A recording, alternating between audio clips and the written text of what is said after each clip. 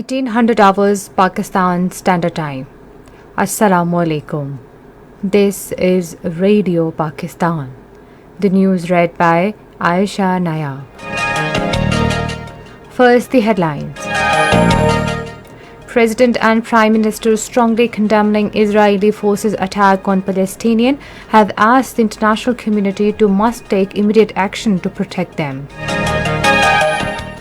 Foreign Minister has urged the Muslim countries to launch joint efforts from the platform of Organization of Islamic Cooperation against a rising trend of Islamophobia.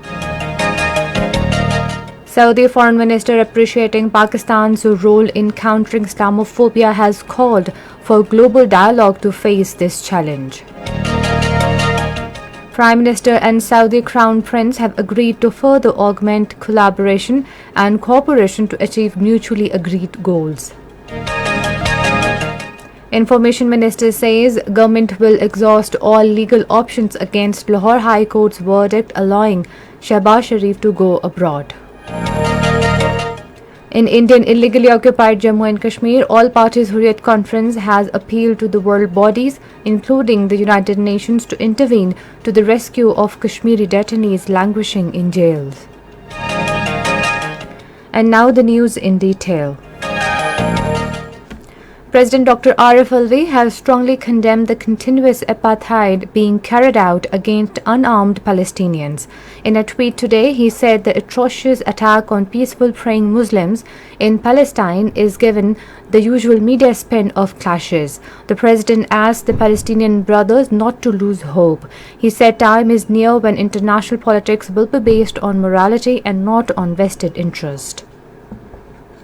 Prime Minister Imran Khan has also strongly condemned Israeli forces' attack, especially during Ramadan, on Palestinians in Qibla Awal Al-Aqsa Mosque, violating all norms of humanity and international laws.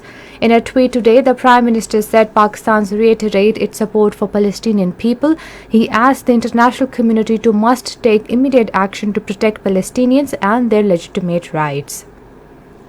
Tunisia has called for a meeting of the United Nations Security Council tomorrow to discuss the escalating violence in the East Jerusalem amid growing international calls for an end to the unrest there. The call was made in a statement issued by the Tunisia's Foreign Ministry.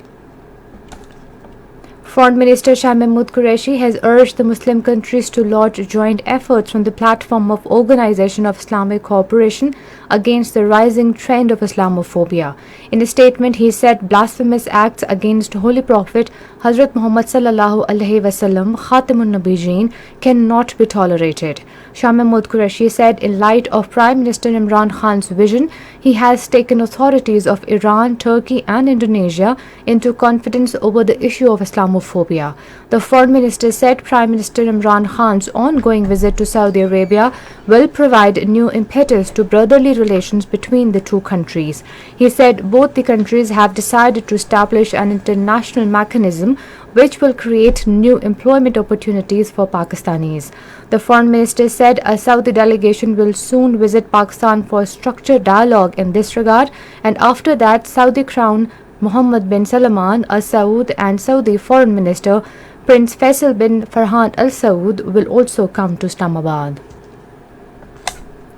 Saudi Foreign Minister Prince Faisal bin Farhan Al Saud has called for global dialogue amongst the international community to face the challenge of Islamophobia.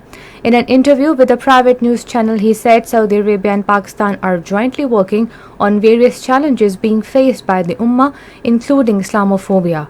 Appreciating Pakistan's role in countering Islamophobia, Prince Faisal said OIC is an important platform for Muslim Ummah to take up this issue. He also commended Pakistan's expatriates' role in the development and progress of Saudi Arabia and said that best facilities are provided to Pakistani's manpower as per Saudi laws. He said more job opportunities are being made available to Pakistani workers in the kingdom and his country will welcome more talented labor from Pakistan.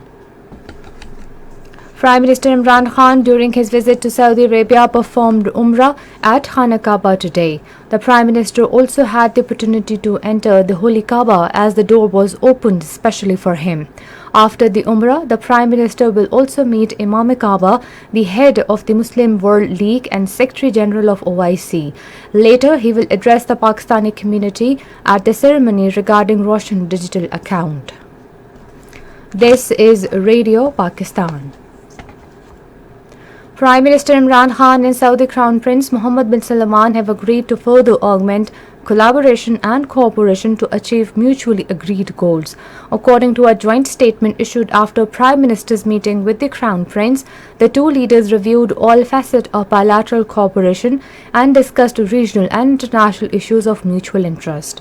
They also discussed ways to strengthen relation between the two brotherly countries in all fields and agreed to intensify contacts and cooperation between government officials and the private sector. The two leaders stressed the need for concerted efforts by the Muslim countries to confront extremism and violence, reject sectarianism, and strive to achieve international peace and security.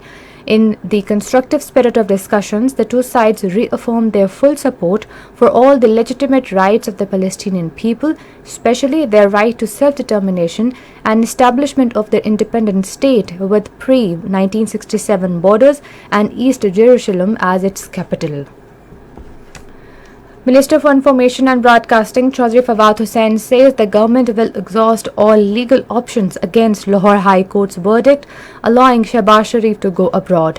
Talking to media along with the Prime Minister's advisor on Interior and Accountability Shahzad Akbar in Islamabad today, he said the government has no personal vendetta and it is only fighting against the organized corruption committed in 20 years. The minister said Pakistan's wealth worth billions of rupees were plundered abroad to procure expensive properties in London and other parts of the world. Speaking on the occasion, Shahzad Akbar said the government will file an appeal against the bail orders of Shehbaz Sharif as the court was not properly assisted in this case. Pakistan Navy ship SAF participated in Operation Chinook Archer along with ships and artifact of the United States and Canada to check smuggling along the Hash Highway of the east of Oman.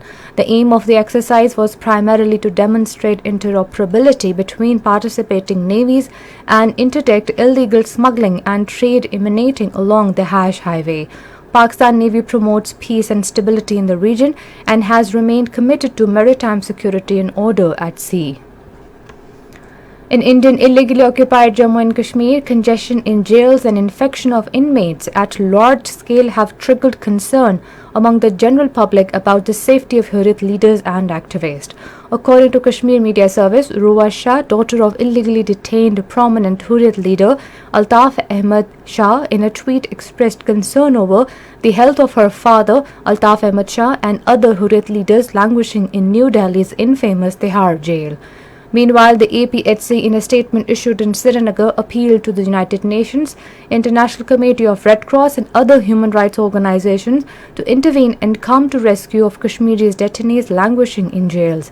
The statement said that the custodial death of Hurriyat leader Muhammad Ashraf Sehrai had indicated that the Kashmiri detainees are facing life threat due to COVID.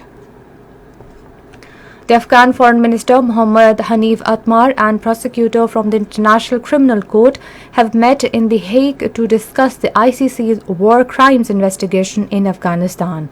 The Afghan Foreign Minister, in a joint statement after meeting with the ICC's Office of the Prosecutor, Fatou Bensouda, said, "We have made encouraging progress in charting the way forward to ensure that no crimes goes unpunished."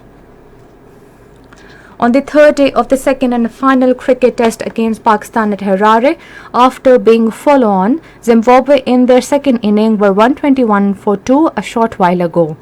Zimbabwe in their first innings were all out for 132 runs. Earlier, Pakistan declared their first innings at 510 runs for the loss of 8 wickets. And finally, the weather. Hot and dry weather is likely to prevail in most plain areas of the country during the next 12 hours. However, rain, wind, thunderstorm is expected in Upper Punjab, Upper Khyber Pakhtunkhwa, Upper Sindh, Kashmir and adjoining hilly areas. And that is the end of the news. For more news and analysis, log on to our website video.gov.pk and also watch our live video streaming of our bulletins on the link facebook.com/Radio Pakistan News Official.